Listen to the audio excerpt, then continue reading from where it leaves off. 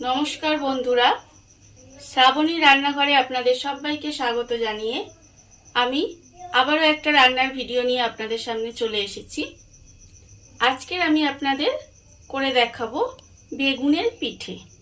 তাহলে চলুন এই বেগুনের পিঠে আমি কিভাবে বানাই সেটা আপনারা একবার দেখে নিন।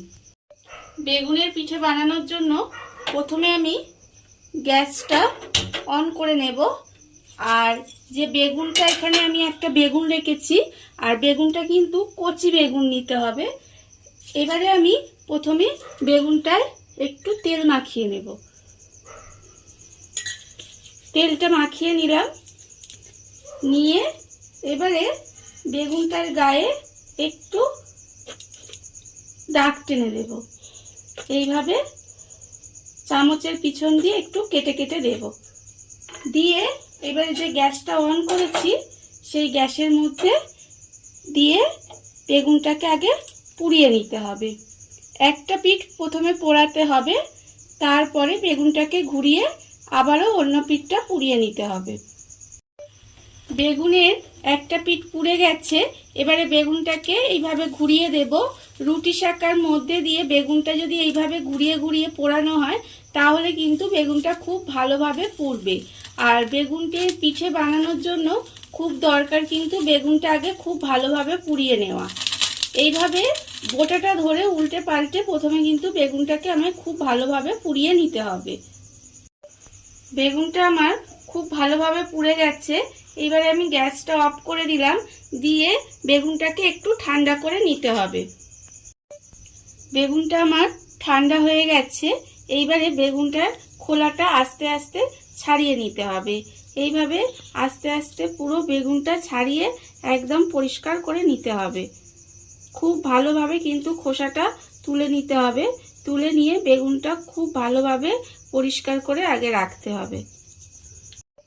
বেগুনের খোসাটা আমি খুব ভালোভাবে ছাড়িয়ে নিয়েছি। এইবার বেগুনটাকে আমি এইভাবে ডান্ডাটা কেটে বাদ দিয়ে দেব। দিয়ে বেগুনটাকে হাত দিয়ে খুব ভালোভাবে মেখে নিতে হবে। বেগুনটা হাত দিয়ে খুব ভালোভাবে মেখে নিতে হবে। এইবারে আমি এরকম একটা বাটি নিয়ে নিয়েছি। এর মধ্যে আমি দেব প্রথমে যে বেগুনটা আমি মেখে রেখেছি, সেই মাখা বেগুনটা আমি এর মধ্যে দিয়ে দেব।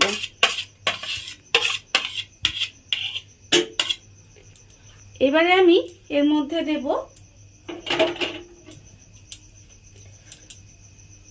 অল্প একটু এলাচ গুঁড়ো,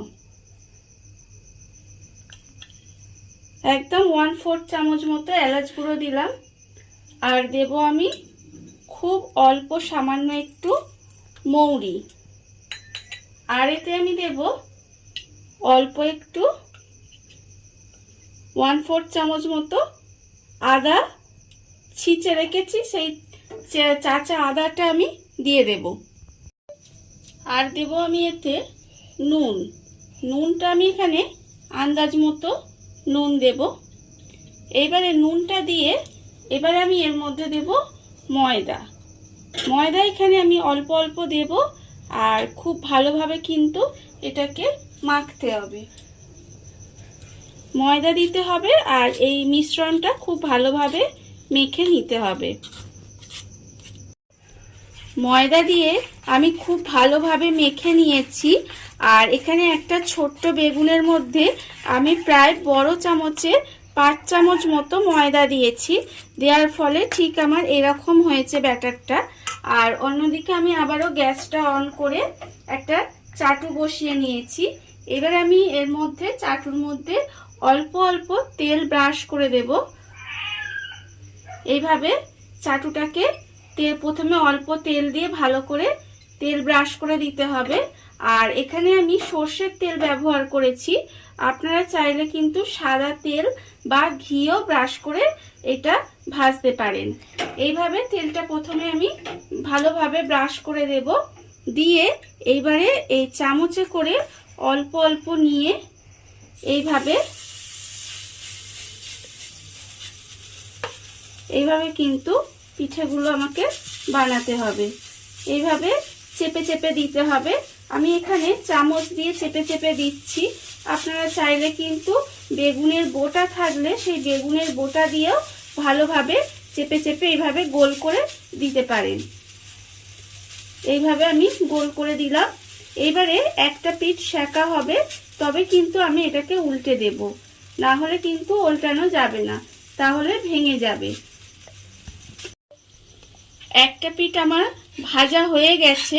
এবারে এটাকে আমি এইভাবে উল্টে দেব। উল্টে দিয়ে আস্তে আস্তে কিন্তু ভেজে নিতে হবে।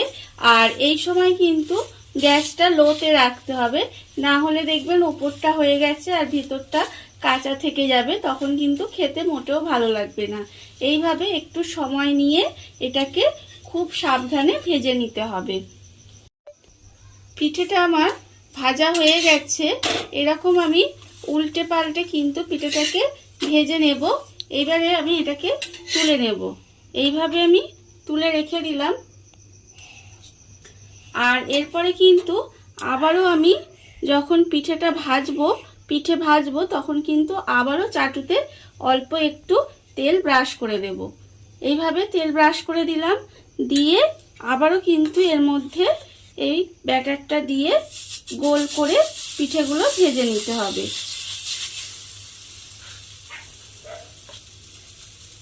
এইভাবে দিয়ে গোল করে করে পিঠেগুলো ভাজতে হবে। এইভাবে আমি আবারও গোল করে দিয়েছি পিঠেটাকে গোল করে দিয়ে এবারে আমি আবারও কিন্তু এটা এইভাবে উল্টে দেব। আর উল্টে দিয়ে কিন্তু এইভাবে আমি প্রত্যেকটা পিঠে ভেজে নেব। দেখুন বন্ধুরা, কত অল্প উপকরণে কত অল্প সময় কত সুন্দর একটা বেগুনের পিঠে তৈরি হয়ে গেছে, আপনারা দেখতেই পেলেন। আর এই ভিডিওটা যদি আপনাদের ভালো লেগে থাকে তাহলে লাইক করবেন, কমেন্ট করবেন আর সাবস্ক্রাইব করবেন আমার চ্যানেলকে। আজ এই পর্যন্ত, নমস্কার।